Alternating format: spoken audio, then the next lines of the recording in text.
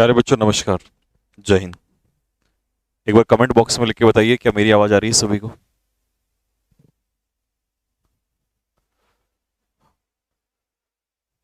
Comment दिखाओ। हाँ। जय हिंद भाई, नमस्कार।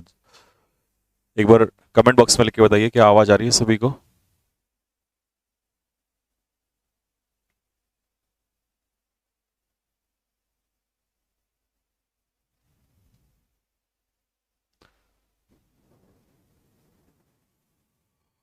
क्लियर है?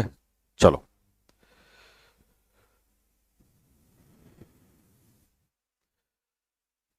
तैयारी हो चुकी है। रण का समय अब आ चुका है। युद्ध में मैदान में कल से आप सभी को उतरना है।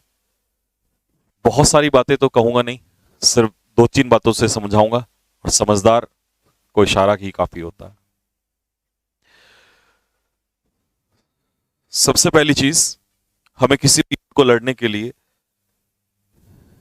तीन लोग के आशीर्वाद की जरूरत है।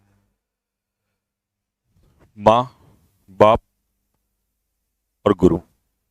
गुरुओं का काम पूरा हो चुका है। लगभग लगभग सबने पूरा काम कर दिया है। हर गुरु जो आपके पीछे जिसने मेहनत की उसका काम पूरा हो चुका है।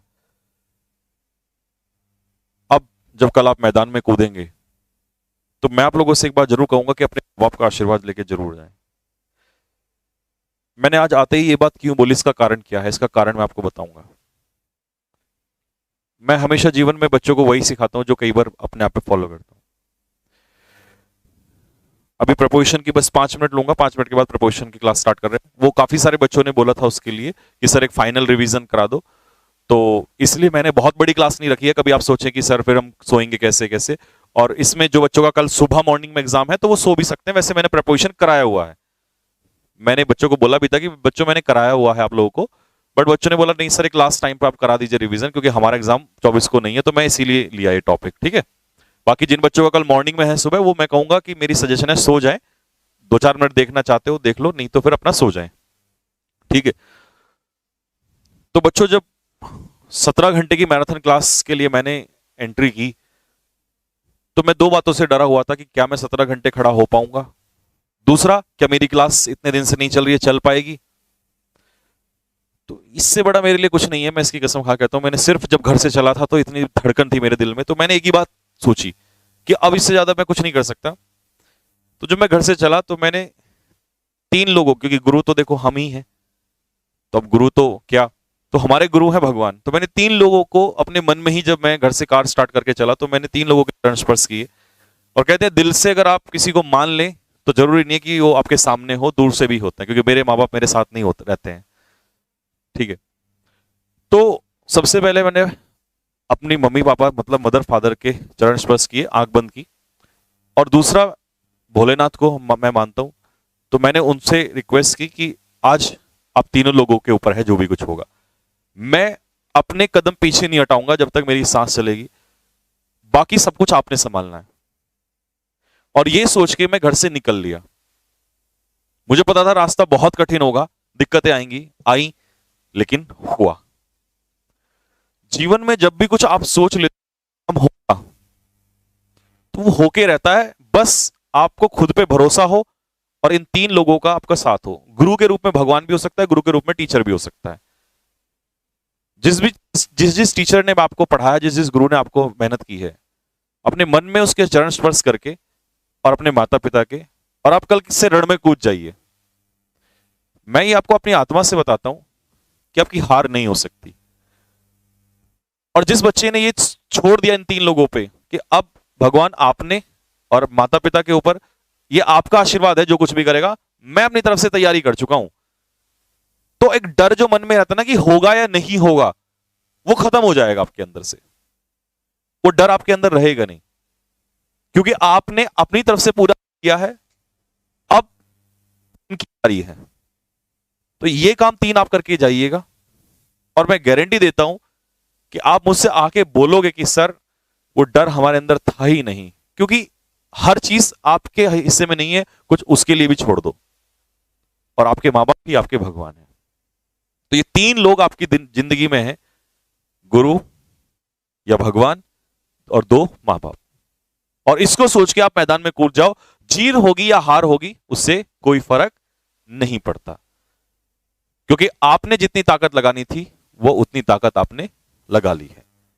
इससे बड़ा मोटिवेशन इस दुनिया में कुछ नहीं हो सकता। बाकी सब चीजें सिर्फ बोलने वाली हैं। सच यही है, जीवन का सार सच यही है। मेहनत जितनी होनी थी हो गई है। अब पॉइंट नंबर 1, मैं 3-4 पॉइंट बोलूंगा तो ध्यान से सुनना। पॉइंट नंबर 1, वो बच्चे अपना पेपर खराब करने वाले हैं कल से जो बच्चे डर को लेके बैठे हैं। कैसा पेपर आएगा, पेपर में क्या होगा, हाथ कांपना शुरू हो जाएंगे, पसीना भी आएगा, वो सारे बच्चे पेपर खराब कर लेंगे।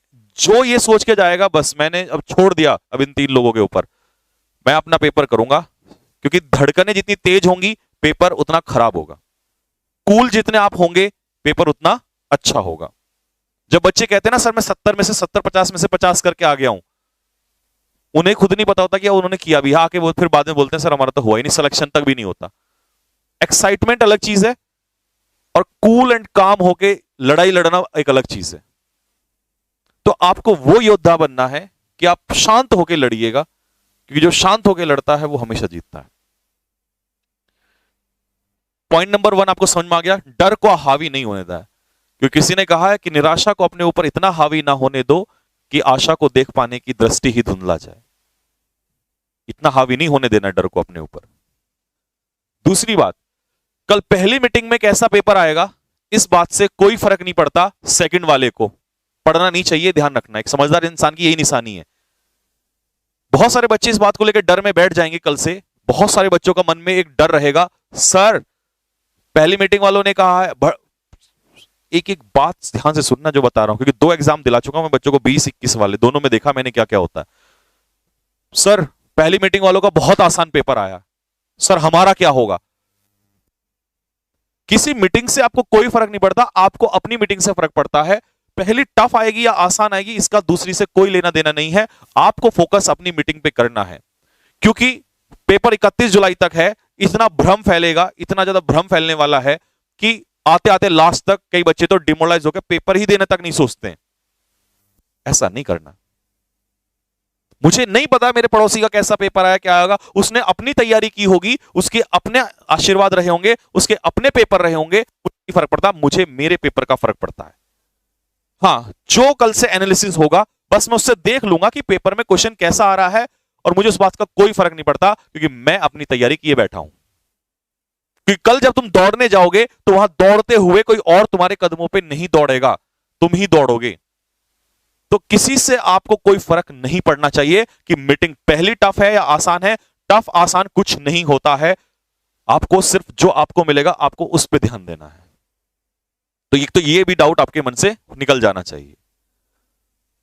इसके अलावा एनालिसिस सुबह 10 बजे से